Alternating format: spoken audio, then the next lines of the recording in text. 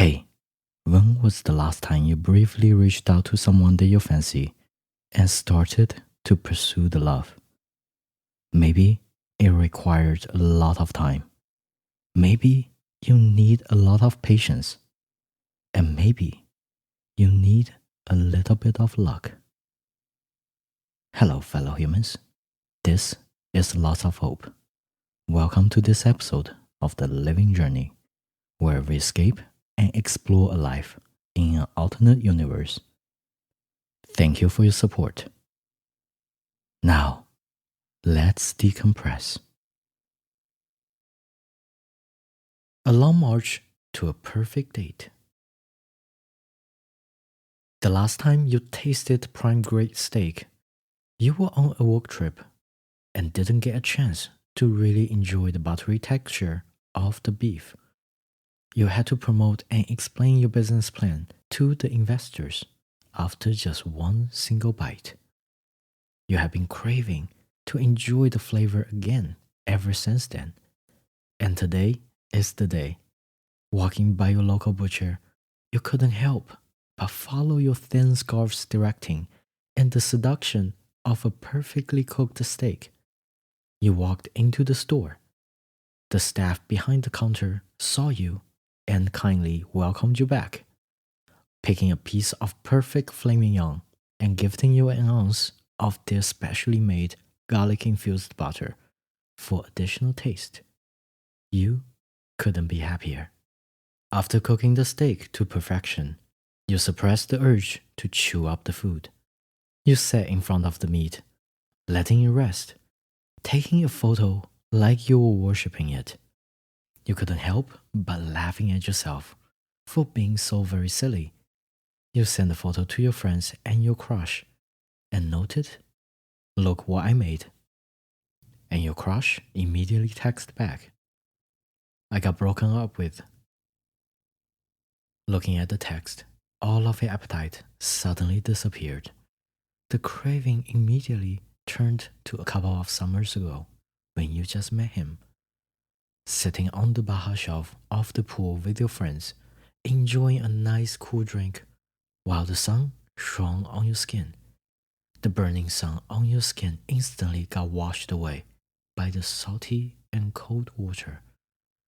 It couldn't be any more relaxing. Just as you were laughing and joking with your friends, a tall, handsome stranger walked into your sight, standing in front of the sun. Like you were being blinded by his attractiveness, you could barely open your eyes or stand up to say hi. Later in the day, he told you he thought that you didn't like him, questioning why you didn't care to stand up and say hi to him. You were so very shy. But as straightforward as you were, you told him directly that you had a crush on him and you couldn't move. He didn't know what to expect and didn't know what to say to you. So you were just standing there, feeling the happy mood turned awkward. And the word, "I have a partner," came out of his mouth. And you instantly deflated like a slashed tire. Oddly, in the next several days, you kept bumping into each other. During a storm, you both took a shelter under a small coffee shop awning. He said hi first and invited you to get closer to him as half of your body is being rained on by the heavy storm, and the awkwardness quickly got washed away. You started to get to know each other, getting to know his partner a little bit more. His face was happy, filled with love when he mentioned his partner. You could barely stand the person that he is talking about. You were praying for something to happen so he can just change the topic and have your jealousy to just end. A car quickly drove by, the wheels ruthlessly rolling on a puddle of water, and the tsunami hits your face, baptizing you of all your sins of jealousy. The next time you saw each other, he was on a date with his partner, being introduced to each other. While they were dressing nicely and fancy, you were covered with sweat in your old workout attire, gobbling down water from your large camping water bottle like you had just arrived at the promised land. Then, after a couple more times of coincidental encounters later, you met him at a dinner party. You dressed up, looking chic like a model. When a crisis arose, you stepped in like a pro, resolving the problem and staying back to take care of the messy situation all by yourself. He walked in, offered to clean up with you. So while cleaning up, he complimented on you, and the ice between you melted away. After the fancy dinner party, as you were still hungry, you suggested to have some real solid food. If you're not in a rush, you added. He looked at you, smiled, and agreed to your offer, and suggested to take you to his favorite secret noodle shop. It's a nice Japanese noodle stand, with only 3 standing spots in front of the big steamy pot of broth. You stood next to him, enjoying the delicious food, talking about life, work, and whatever came to mind. His smile looked perfect under the yellow fluorescent light, like a beautiful fashion photo shoot, 2 beautifully dressed people, connecting and laughing. Before you said goodbye and went on separate ways, you finally exchanged the phone numbers. That night would be a great first date if he doesn't have a partner. And the soup was perfect. Over time, your friendship grew, with your desire of being with him slowly getting reduced to a shimmer, and got put to the back burner where you can barely notice its existence. Over time, you started to hang out, sometimes with his partner, sometimes with your friends, and very seldomly, just the 2 of you. You will not believe this. Your friends text in the group chat. You like each other. He said he really likes you during a truth and dare. Details? I need details. Another friend joined in. Oh, chill. He has a partner. Exactly what he said is, if he is single, he would choose you to be his partner. He is picking an understudy. You deserve better. Don't let him poison you. Another friend texted in. It's timing. No one is guilty of anything. And one more friend joined in. Naturally, before you could decide on your feelings or join in to the conversation, the topic quickly got diverted to someone's work trouble, and then got redirected to how much fun Europe was. As you got closer as friends, you learned more and more about his life and his relationship with his partner. The perfect couple that you receive the Christmas cards from is not without their troubles and differences. They didn't seem to know each other too well. Maybe it's your delusion. There are too many small red flags that you see that made you think they won't make it to the end. Hence, why you are still subconsciously shimmering the hope in the back burner. Before he moved to a new city with his partner, you met for the last time at a friend's wedding. Everyone was polite and cordial. Being the only single person in the event, you were shoved into a random couple's table. And luckily, he sits right in front of you. Being bored and ignored, you still have a beautiful, handsome man to look at. While most people were focusing on the stage, you were looking around like a lost goose. Some couples were cuddling together. Some couples buried their head in alcoholic drinks. And your crush was trying to hold the hands of his partner, but didn't find the hands anywhere. His partner was too busy texting on his phone that's a red flag. You text to all of your friends, gossiped like you had just found a pot of gold, and your friends quickly reply to you with so many jokes and congratulations that made you all giggle, while the newlyweds said I do. When you received his text telling you that he had been broken up with, you were not shocked. You quickly text him back, "Are you okay?" "I'm fine, not happy that I lost the custody of the dog." And he continued, "LOL. I just realized the safe is empty. Took all the jewelries too." Not sure what to say. You asked if he wants to talk, and you stay on the phone with him for an hour or more, surprised that you can stand his voice for so long.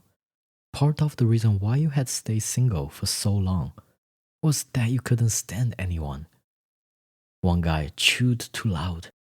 One guy couldn't understand your jokes. One guy wore a belt buckle that was the size of a wrestling championship belt. You can always find imperfections that makes you ick. Not him. He is somehow perfect to you. The steak you craved for turned cold, but you didn't care. It was still as delicious as you have ever imagined. The garlic butter was the perfect touch.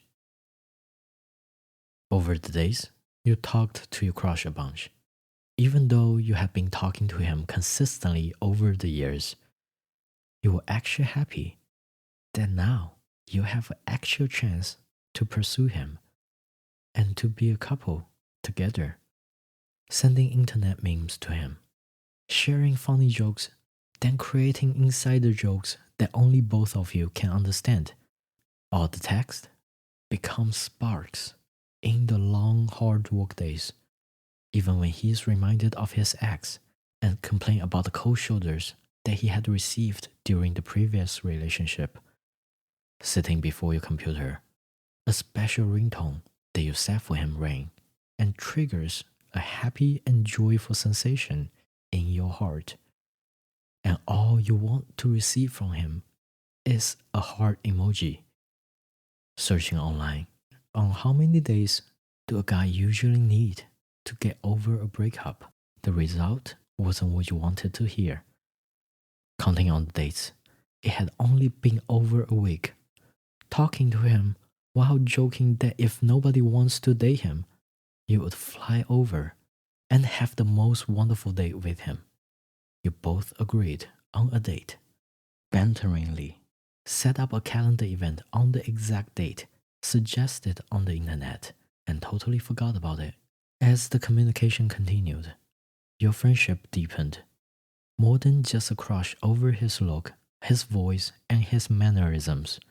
You started to enjoy his humor, his ridiculously funny reactions to your impulsive purchases at the tourism places, and when he shared his philosophical understandings, how he thought about life, and wished how the life would be, you opened up to him with your thoughts.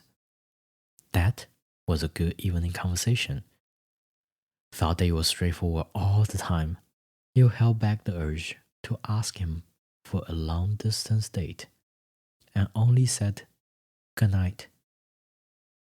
It's been a month. He might be perfect, but he's friend zoning you. I'm telling you, give him up. One friend said. Nonsense, people need time. We are not animals. Another friend refuted, and another friend pretended to agree and said, Exactly, you have to give him time. He's complaining about his ex much less now.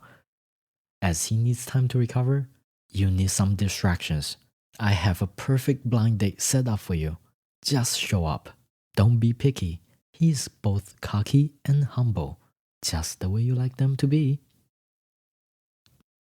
While you were dressing up for the date, he texted you. It was a fun chat that caused you to forget about time. By the time you heard the alarm clock, you rushed out of the door, forgetting about your wallet that was sitting next to you.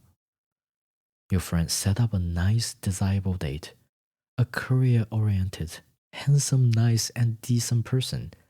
Easy on the eyes, easy on the soul. But you accidentally told an inappropriate insider joke that you had with your crush. And the vibe suddenly turned cold. Thankfully, after seconds of pause, he laughed.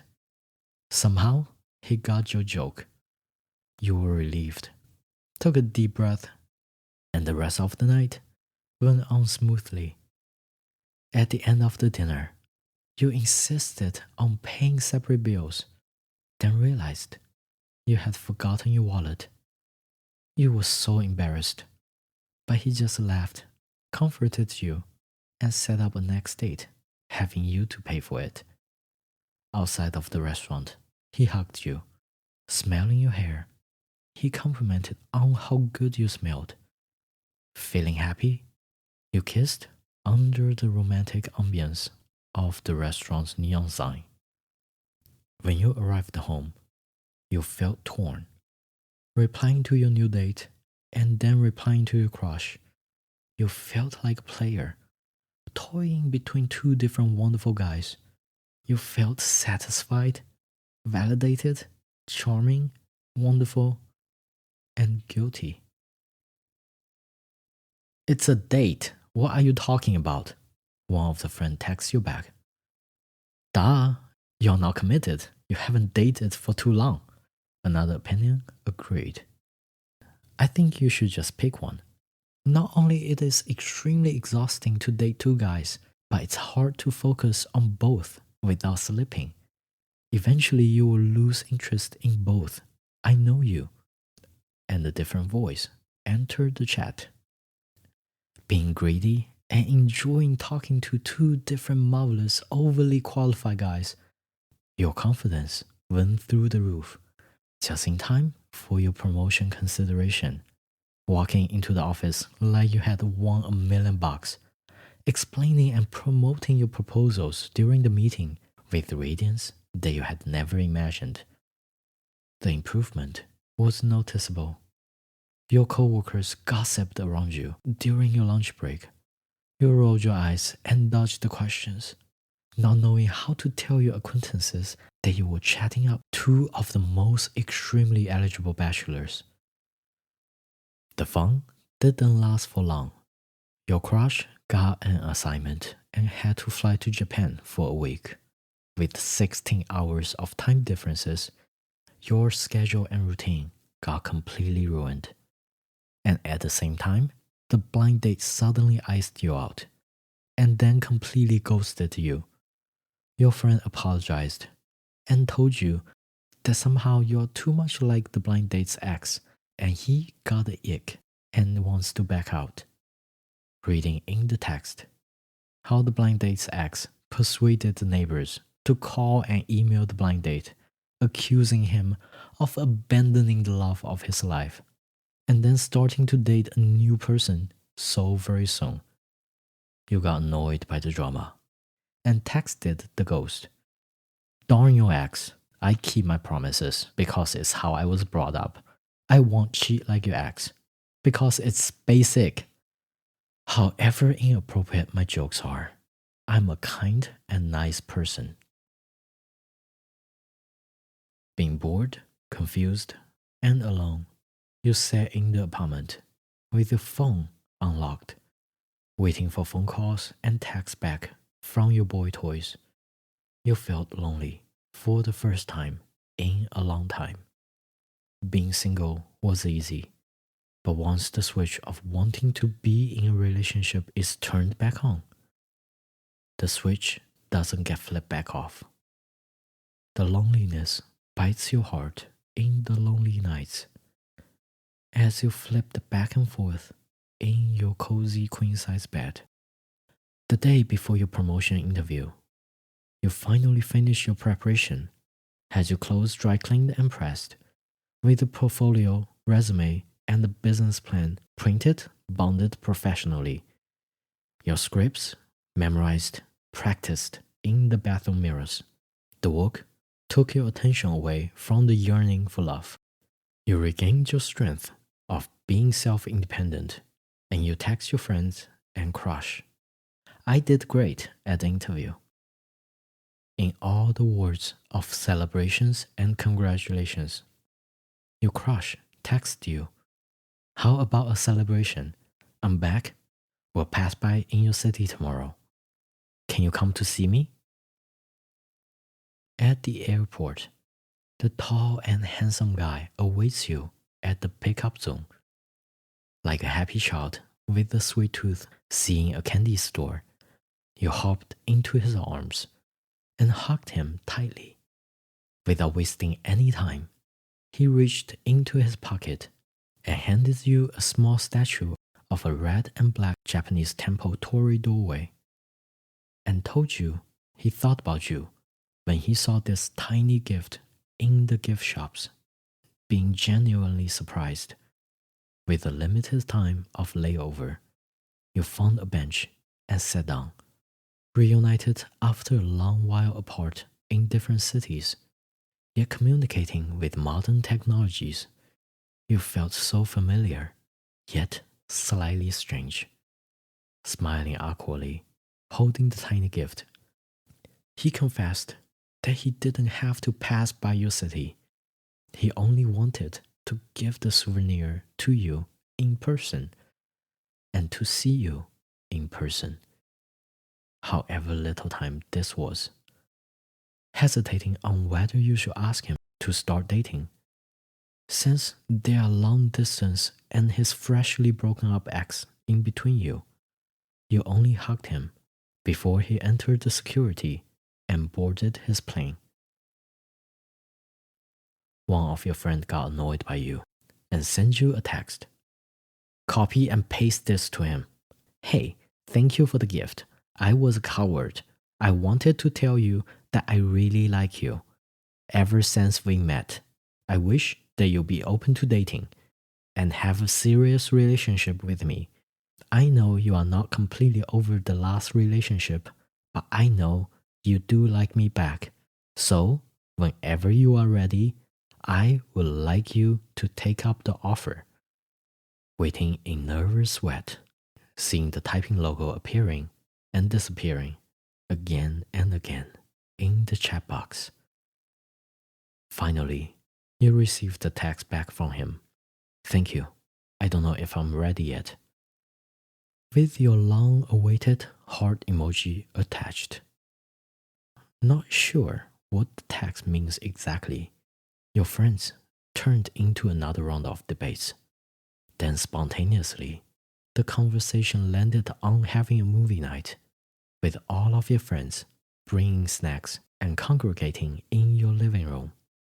While everyone was laughing and chatting during the movie, you couldn't help but text him back and forth with your crush, being afraid of speaking too much, ending up with scaring him off, typing, editing, deleting, then typing, editing, and deleting over and over again.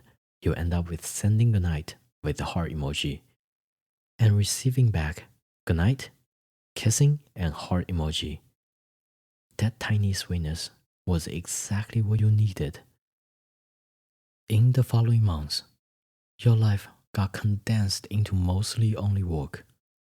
Pursuing the career goal was not really fun, but thankfully, your friends have been supporting you, hanging out with you periodically whenever possible.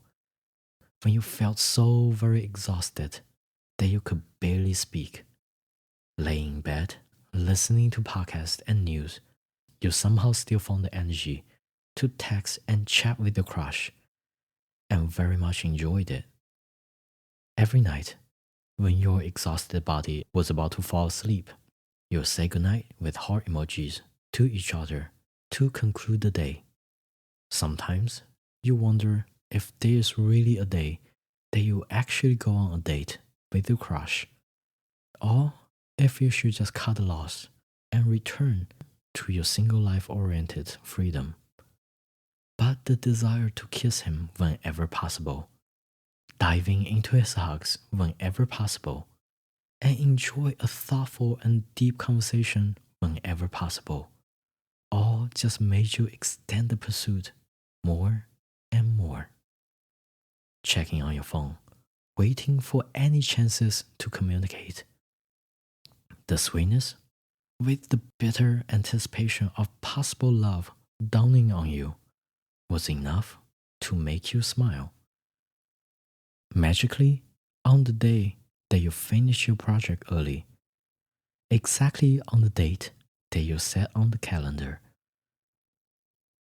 on the way back home from work, you were exhausted, enjoying the beautiful sunset, trying to recharge yourself from the solar power as much as you can. You walked slowly, holding your briefcase bag in your hand. With no additional energy to bend down and pick up some random trash, you kicked the empty soda can by your feet towards the trash can, with your head sometimes looking down, sometimes looking around, walking like a teenager who just finished a serious final exam, almost incapacitated, yet keen to explore the world near you. You see a block away, by your apartment entrance, under your apartment awning, your handsome, smiling crush stood alone, holding paper bags from the grocery stores and the butcher shop nearby, with the beautiful sunlight shining on him, like the first time you saw him by the pool. You were mesmerized, smiling and realizing your silly agreements, imagining in your mind how beautiful this perfect day can be. You stood in the street and didn't move an inch. Like your friends, the clouds in the sky were annoyed by you moving at a glacial pace. The rain came down on your side of the street, breaking you out of the trance, rushing you towards the grand awning, jumping into his arms, enjoying his wonderful hug, and start the most expected yet surprising date.